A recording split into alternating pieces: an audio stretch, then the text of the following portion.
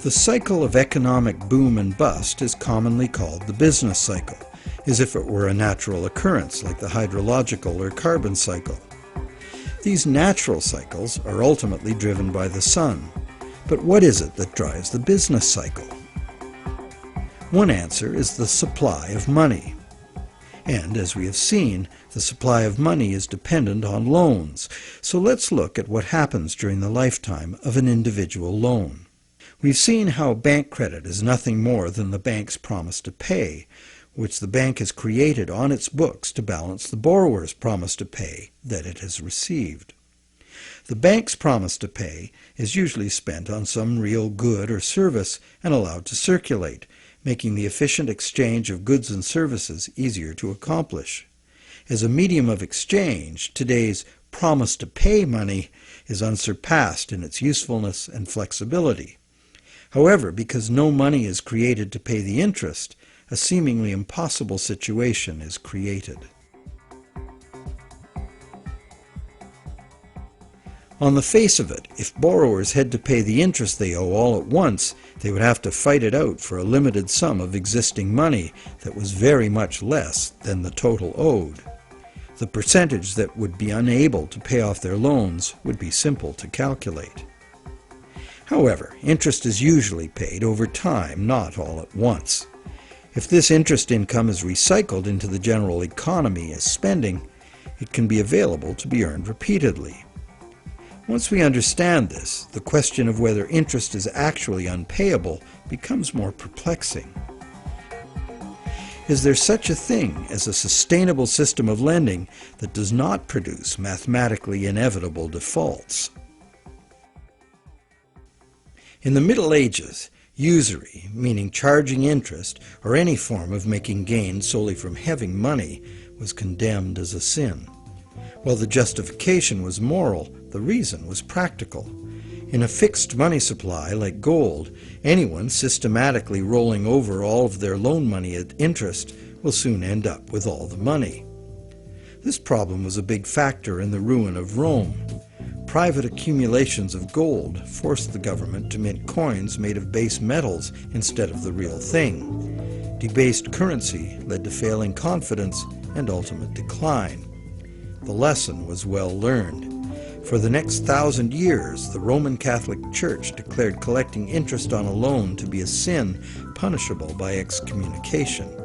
In some countries, the penalty for practicing usury was death. Is charging interest really a sin? While today it seems very reasonable to charge for the use of money, there's a simple and unavoidable problem with doing so. Unless moneylenders spend every penny of interest they receive in such a way that the borrowers can earn it again, the borrowers are going to come up short regardless of their hard work and personal virtues. Someone will default simply as a result of the arithmetic. This is easy to picture where there's a fixed money supply like gold coin. As long as all of the coins taken in as interest are spent so that the borrowers can earn them, the same coins can be used to pay the interest over and over. The lender can profit by buying real things with this coin, but the coin itself must be spent, not lent nor removed from circulation. Leaving aside any moral considerations, this arrangement would be sustainable. However, if the interest coins are re-lent at interest or removed from circulation by hoarding, there will be an inherent shortage of coins with which to pay off the aggregate debt.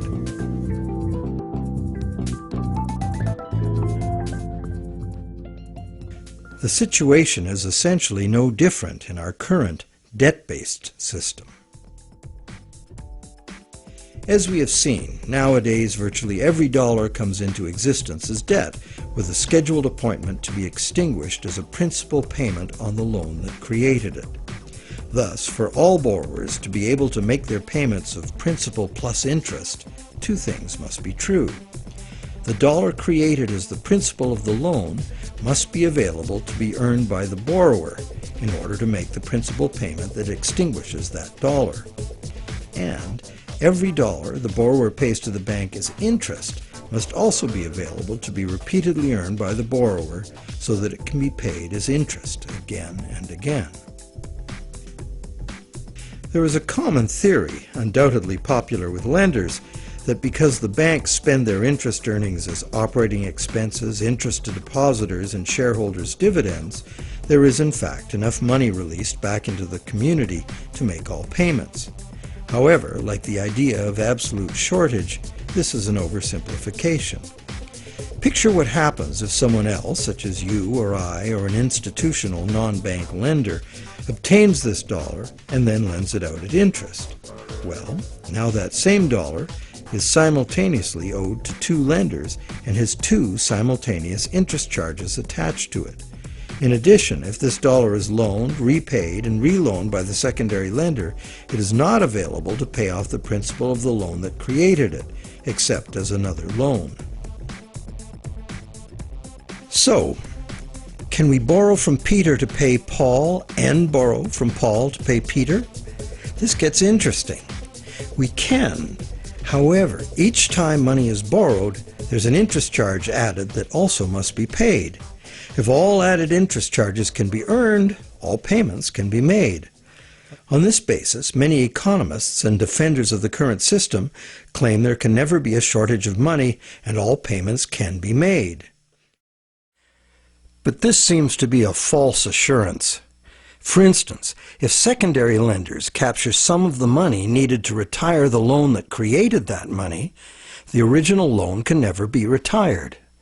The deficiency will have to be borrowed over and over forever, each time at interest. Each deficiency will be cumulative, adding to an ever-building total of debt that can never be paid off. And it stands to reason that for each added interest charge in the system as a whole, something extra is demanded of the system as a whole to pay for it. This affects everyone, producers, governments, and consumers. For producers, that something extra must be raised through higher prices or more sales. However, competition for more sales usually requires lowering prices, necessitating even more sales, and leads to overproduction and saturation of the market. The end result can mean job losses, plant closures, and bankruptcies. For governments, that something extra is raised by increasing taxes.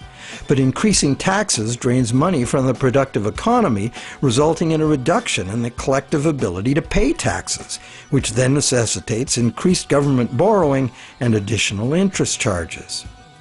For consumers, something extra can mean getting an additional job, or borrowing to pay past debts, or paying off debt over longer periods of time.